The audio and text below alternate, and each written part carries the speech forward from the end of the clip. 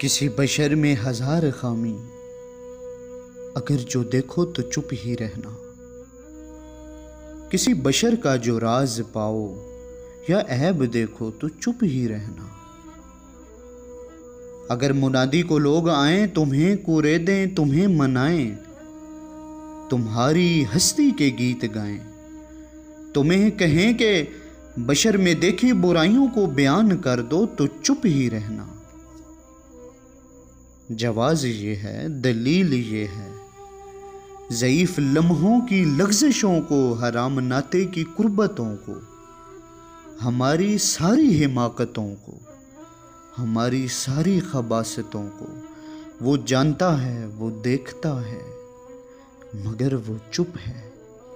अगर वो चुप है तो मेरी मानो वो कह रहा है, चुप ही रहना।